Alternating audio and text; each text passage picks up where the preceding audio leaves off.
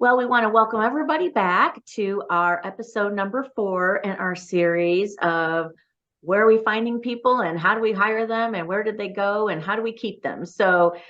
We've been excited, Scott Stewart, my colleague, and I, to present this series to you. We feel like it's incredibly beneficial right now and one of the most important topics that there is because of the labor shortage that we have. Just a few things that we're going to be talking about today is, how do you keep that candidate when you engage them right away and you make them the job offer? And how do you get from the point of making that job offer to them actually working for you and starting their first day? So just real quick, a little bit of a background about me. My name is Jennifer Sheets, and I am the CEO of MasterStaff Inc. I started this company 23 years ago, and in that amount of time, we have placed over 35,000 people in positions all over the United States and Canada. And also, I'd like to pass it along to my colleague Scott so he can share a little bit about his background with you, and then we'll jump right into our topic today. Hey guys, again, I'm Scott Stewart. I work on the independent contractor side, consulting, recruiting, pretty much anything that those contractors need. That's what I do for them. I'm hiring liaison between the drivers and the contracting agents across this country. So I've got tons of clients, tons of drivers that depend on me every day, and lots of experience to dispense. In today's volume, it's going to be a lot of continuation. Jennifer will back me up on this from especially volume 3. We're going to kind of bring it forward to where in volume 3, we covered the capturing the interview process. Now we're going to bring it home to what you have to do as a client to capture that candidate when you want that candidate and get them in-house and get them started working. Absolutely. And I think, Scott, you and I have felt like this was such an important topic from day one. And to get to episode 4, where we can actually really dive into this. I know this is a very passionate subject for both of us. So we're just going to hop in and start talking about it. So the biggest question always is, the interview's over. I found the one that I want to hire now. What do I do now? I mean, that is just constantly what ends up happening. And one of the biggest things that we're going to talk about today is the ABCs of this. So we're talking about closing the deal with your hire. That is the most important thing you can do. And the reason we're going to share with you too a little bit is because of how many hires don't end up converting into your chair from the time that you make the job offer to the time that you bring them on board. So our agenda that we're going to talk about today is you sold the company yourself and now you have to close it. So what does that involve? And then we're going to move on to what it means to have constant follow-up and follow-through, which for many people, it means something a little bit different. But for Scott and I, there is a definite way you need to be communicating with people to keep them engaged with you and excited about the opportunity that you've just offered them. Also, we're going to discuss what it means to guide them through the steps to their screening systems, what you should and shouldn't be doing with that. And then we're going to talk about why that's a necessary part of it. And then at the end, swooping in on why you must have, zero amount of downtime when it comes to getting the individuals into the chairs, the truck, wherever they need to be. And that this is the most important thing. All of these steps are because, and I didn't mean to slip that, but I just wanted to show you that 75% increase in a chance of a first day start when you do those things. So Scott, as we jump into this first part about you sold your company and now close the hire, this is a great part and time for you to kind of jump in about, the facts that are involved in with this. About over half the new hires don't result in the person starting, which of course I've already mentioned a couple different times, and what these 3 questions are that you need to ask yourself. So the biggest part to end the interview process is to make it as quick as possible. Okay. A lot of companies these days feel like they have to have the potential candidate meet with 10 different people. You just don't need to do that. Okay. Number one, that candidate's going to get really tired of meeting people and interviewing. They're going to feel like that. Why are they questioning their hire? Here's what I would feel like. Why are they questioning their hire with me? Why do I have to interview with John, Great point, Tammy, Jenna, and Jimmy? I should be successful enough, and I should have knocked that first hire out enough where they're excited to have me aboard. So doing that puts a little seed in the candidate's mind that maybe they're not as interested as they led on to be. And then kind of moving it forward, you've as a candidate, you've knocked the interview process out of the park. You're going home thinking you've got the job. Now, what do you do as a contractor? The contractor has now said, okay, I think I've got my person. I think I got my driver. What do you have to do next? Well, time is not on your side. I'll just tell you this right now with the candidate, because the candidate, even if they believe that they did great in the interview and they have the job, you're still on a timer. You might as well flip the little sand thing over and it's dripping right now. That's how much time you've got. You got to get going. You've got to get that candidate through the process, whatever the hiring background check process is you use. You got to get them going. You got to get them through it. And the biggest thing is letting them know every step of the way. That kind of falls in with the protocol in place to communicate consistently. You have to, in fact, the three main are talk, text, and email, or as Jennifer would say, talk, text, type. So I would move texting to number one on that, guys. I've had contractors tell me, Scott, I tried to call your guy, left a voicemail. Did you text them? No, I'm not a big texter. Well, then no wonder you failed, my candidate. You have to text them. Nobody's going to answer the phone anymore. They just don't. Nobody answers the phone unless it's somebody in their contact list. And Scott, you're so right about that, because we actually even get to delve in that a little bit more, because it's very detailed of what we're talking about, like these steps that everybody has to follow to go through, when it comes to this. And you brought up a really good point about how it's failing the candidate when they don't do that and follow that process. And Yes. And when you jumped in and you first started talking about how much time there is between the offer of hire and the start date, it's the number one issue that we have, because it's, some people do like a hire by committee. And like you said, it means that, like, is there a distrust? Is this not the person that should be making this decision? And then takes so long, someone else is going to swoop in. And that's what Scott was just bringing up too, about the protocol in place to constantly communicate with new hire during that time, which, he brought up our 3 T's, and we're going to go into that a little bit deeper in some future slides here. And then also having them sign the offer letter within the first 24 hours, right? Because if you don't have them sign that, either they're not serious and you need to move on to another candidate and you're wasting your time, or you need to get them signed and committed to you so that someone else doesn't come in and take your candidate. Yeah, the offer letter is just another key in helping to lock down that candidate. That's what an offer letter does. It really means nothing. It's just a piece of paper, but it's one more step closer to locking that candidate down. And, when we're talking about supply chain and logistics, people that spend a lot of time, let's say your drivers that are in trucks and they're alone with their thoughts a lot, I guess you could kind of say, they have so much at stake. There's lives at stake every single day when they're out on the road, getting products safely to and from somewhere, protecting themselves and other people on the road, let alone what you're transporting. So you can imagine that kind of loyalty and that dedication, that commitment means a lot. So that offer letter is important in the sense of that is your gesture of saying, look, I'm making this commitment to you. Please make it back, and we're going to work together to get you here as quick as possible. So what does it mean to have constant follow-up and follow-through? And Scott, I'm so glad that you talked about this, because when we were in a couple of our other episodes we had previously to this, we talked a lot about the talk, type, text situation. And now we're also talking about incorporating that into the Triple E process. So that means engage, have enthusiasm, and then you employ. So engaging the new hire by communicating frequently, depending on when the hire day is. So you don't just like, okay, here's your job offer, and then I'm turning you over to HR, and then you're going to fill out this paperwork. And then when we get the background check back, somebody will call and let you know. I'm telling you right now, those people will be gone. Those people will be gone if that is how you choose to communicate with them. So Scott, you can give some examples of that. Haven't you had some of that recently?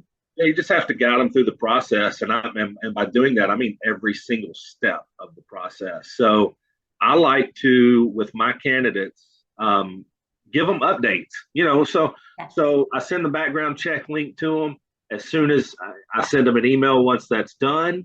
Okay. Letting them know to complete that as soon as humanly possible so we can get the check going. Then as soon as they complete the background check, I send them another text or email and say, thank you for completing that. Your background check is now underway.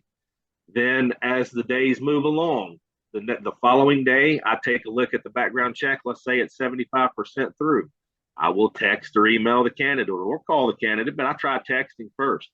Text and say, hey, your background check is now 75% through, and now we need you to go proceed to the drug test. what that's doing is that's just cementing everything in the candidate's mind. Okay, Oh, yeah. things are moving along. Things That are you happening care, that you care, Scott, right? because I care, because I Yeah. care. And they're not just left out on a lurch wondering what's happening, so you have to be step by step. And contractors, I'm telling you this because if you asked me, you guys are the ones that asked me, Scott, we want a way to obtain your knowledge without having to pay the fees. Well, Right. that's why I'm dispensing this knowledge to you. You have to do things like that. I know it's tiresome. I know it takes a lot of time to do that. But It's if you want to necessary. it's necessary. If you want to keep that candidate interested, you better do it. Well, and the enthusiasm that they get from that, right? So that's why, you and I talk about this triple E process. When you're engaging your candidate like this, you're creating enthusiasm.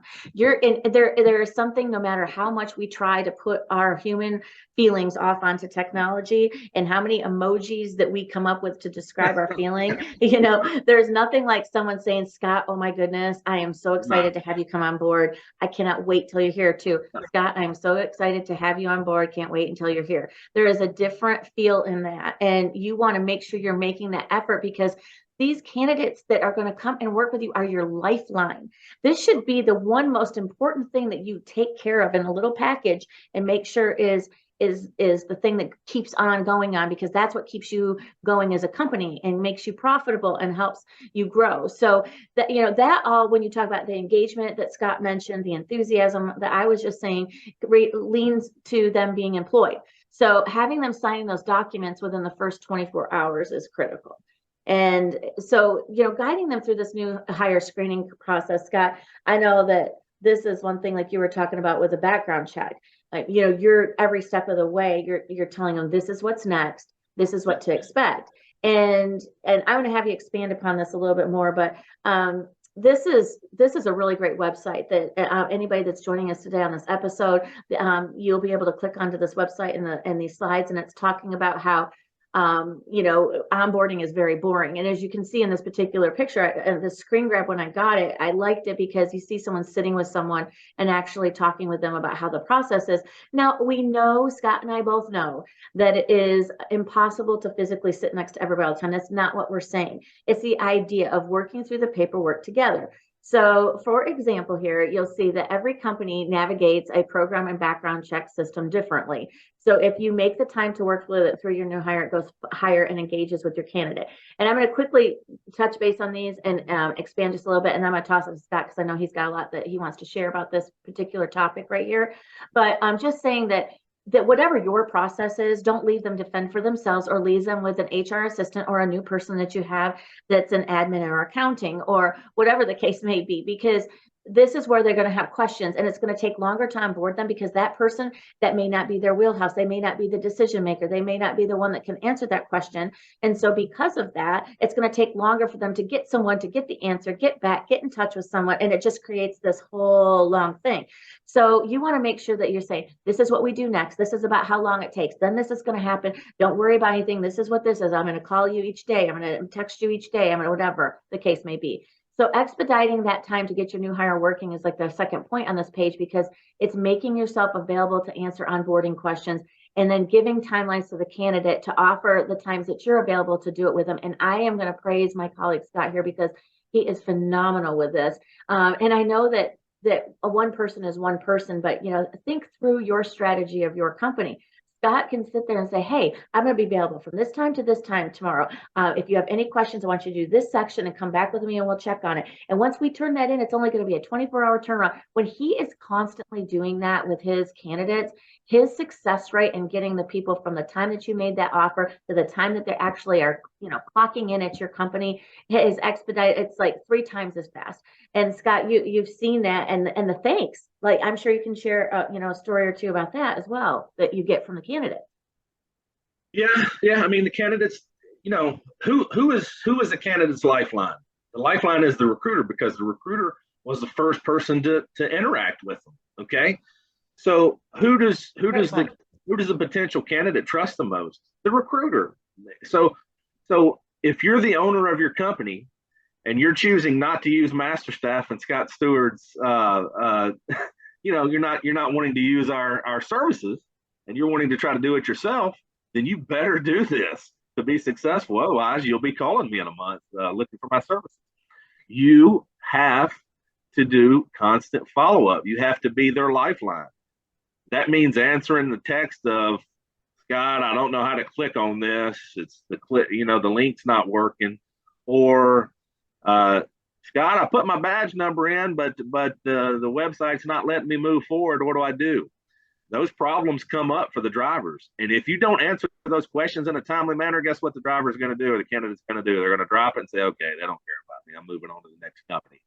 So if you're an owner operator, or if you're a fellow recruiter out there and you're watching us today, you better have that in your hat, because the candidate trusts you from beginning to end. Now, once they're finished through the entire process, guess what you get to do? The best part of the job is hand that over to the owner operator and say, hey, yes, here's the candidate, fully vetted, fully ready to go. I've told them to expect your call in an hour for scheduling.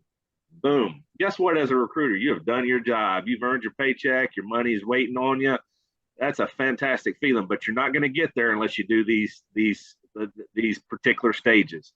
The other thing, Scott, is that you have to have your owner operators be willing to take the advice that you're giving them and be able to follow up and follow through. Open mind. Okay.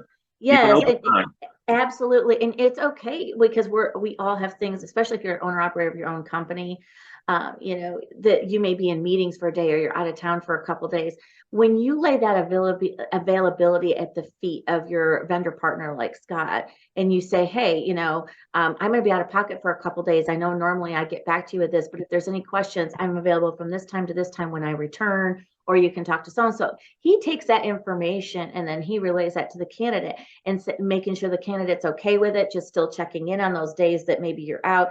And it's just all has to kind of come together. That partnership has to come together. And as Scott mentioned, we're doing this a series here to kind of also give you some skills and some tools that you can take with you to do some things yourself. So just remember, these are very, very important and critical to you being successful to doing it yourself, because they add in the end to them actually starting their job.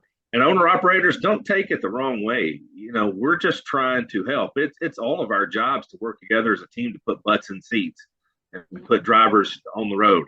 We're all here to do just that. I understand totally you wanting to do it yourself and use your own services, but take my advice. I promise you it works. Take it. Well, and this is such a great segue into our next slides that we're going to talk about here, about being thoroughly explained. And Scott and I, this is like our cringy thing, because this is where you will lose people, especially if they're a fantastic candidate and there's other jobs that they've applied for, and other, either recruiters or companies calling them. Any type of hiccup at all will give them doubt, to where, especially with drivers, especially to them, to where they're going to jump ship and say, I don't think I want to deal with that. So you need to be thorough. So we're talking, I like this little picture here where we talk about the who, what, where, why. And the reason why we talk about this is this right here.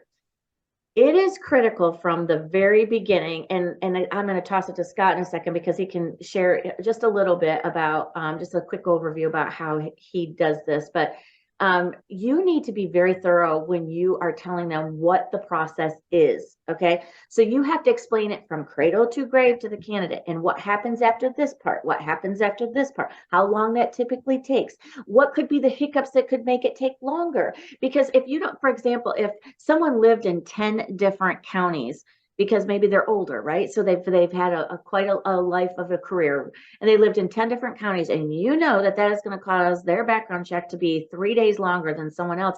You need to tell them that up front, because set that expectation right then and there, and tell your client that up front, so that they understand where that's at. If they happen to bring that up to you, you happen to notice that on their resume or application, and explaining the who, what, when, where, why do we do this process? That is one of the biggest things too. And Scott will tell you that as well, because I'm always, and over the years, in the 23 years I've had this company, it's been, why do I have to do this? This seems silly. Why am I filling this out? I thought I filled this out over here. There's all those questions. Explain the belonging and the purpose of why you go through these steps.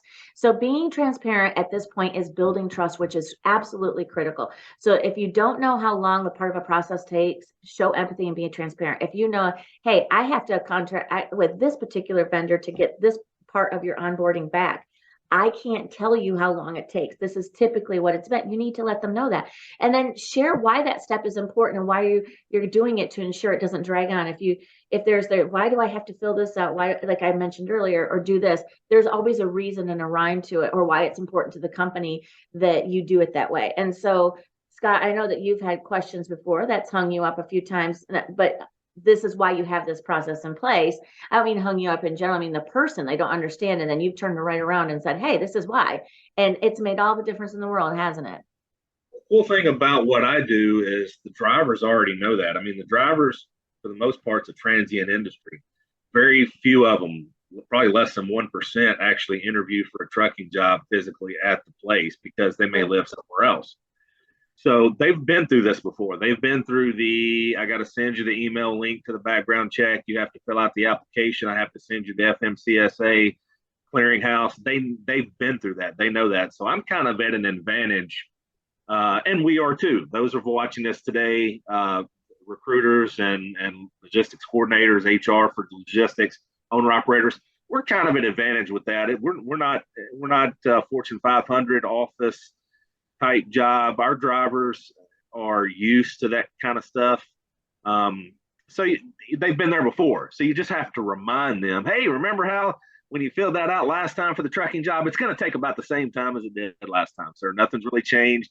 In fact, it's gotten a little harder. The government's cracking down even more on some of that stuff. So don't worry, sir or ma'am. I'll be there with you. That's the biggest thing. You hit a great point, a great word, empathy. Empathy goes a long way with a trucker. I promise you. Just And empathize and sympathize with them and say, hey, man, I understand it takes a long time to do it, but it's a necessary evil. You do like my company, right? Oh, yeah, I want to come work for you. Okay, I can promise you that I'm going to guide you through this process step by step. We're going to get to the end. Just hang with me. We're going to make it happen. That goes a long way with a trucker, building rapport, empathizing, sympathizing, the whole 9 yards. So do a little bit of that, and it'll take you a little bit longer than you think it will. and before we switch to the next thing too, something to just piggyback on that is, when Scott's mentioning people that have been through the process, especially if you're a driver, because there's just certain things that have to be done and protocols that are across the board, no matter, what company you go to. They are going to have questions of what the specifics are that they have to do for that particular company. So you have like your streamline thing, just like at any company in America, you're going to have a W-4 and an I-9 and however that goes. That's no matter where you go to work. However, every company has their own policies, procedures, documentation, paperwork that they need to fill out. And so being transparent and understanding why they have to fill that is important. And like Scott said, being just a great reminder of what you've been through, why you've been through it, how it is, I think just sets the tone for them to not feel insecure during that time when we're waiting for them to actually start their job. And this is like the biggest thing of kind of wrapping all this together with a package and a bow is swoop in for a zero downtime. This is where we see, if you had noticed in my statistic from the very beginning, how many people are lost from the time that you offer them the job to the time they start. And Scott and I firmly believe that this is one of the biggest contributors to the labor shortage that's going on right now, is that how people are handling individuals in this interim process.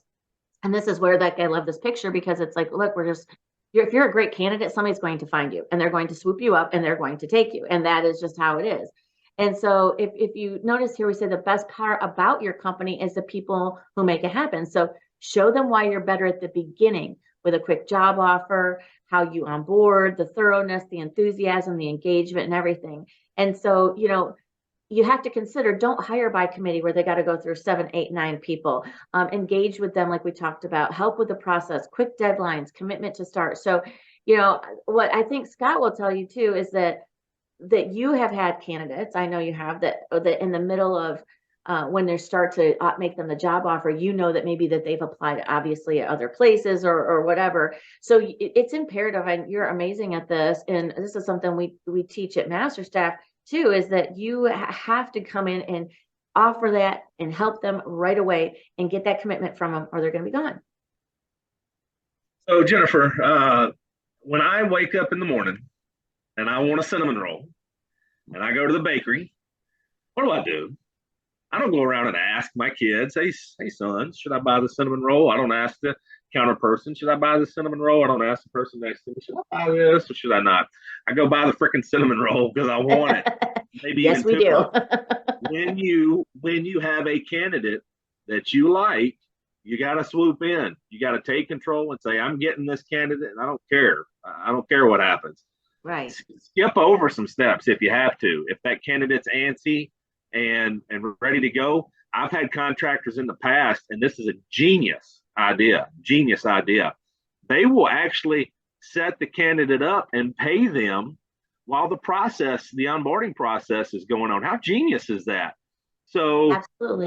let's say that me, Scott Stewart, has interviewed a candidate that I absolutely love. I'm not letting that guy or lady go. I'm not letting them go. So as soon as they go to the house, I'm going to call them and say, hey, you did great in the interview. I'm going to put some stuff together. We're going to have you an offer letter in no time. Then we're going to start the background check and all. And that's all part of, it's all following the trend of what we've talked about. Follow up, constant contact, blah, blah, blah. So they're sitting at home and they're waiting. We are going to jump on it. And just how brilliant is that? While the onboarding process is going on, we pay them. We put them on the payroll. I love that. What's it going to cost? A couple $100 a week, maybe. But what it's going to do is build trust, build confidence in that employee, and they're going to be so loyal to you. It's ridiculous how loyal they're going to be because they looked and they said, "Man, this guy was willing to pay me, and I'm not even an employee of his yet." It's genius. So go after what you want. Pretty much is what I'm talking about on the end of that slide. Don't let there be any downtime, not even a day. Don't miss a day because that candidate will move on you. No downtime until that candidate is driving for you or working in your facility. It's such great advice, Scott, because one of the biggest challenges, I think, if you're in the vendor side of it, like in the recruiter side, like you and I are, is we can only move as fast as what the client company that we're servicing is as well. So I think it's just really important that as much communication as you have with the candidate, that you're providing that equal communication to, your contractor, your client company, whoever it is, because everything has to work in tandem to get them quickly into that chair. And so I feel like that the swooping in part, and that was, something that Scott and I said, like, we see this happen. They get plucked away all the time. If you have the wrong people in the wrong positions that are handling that part, you have to really rethink it. And I do think that happens all the time, that people are like, oh, I made the hire. I'm just going to send you off to, John Doe and Susie Q to have them take care of you now. And then it's just hands off after that.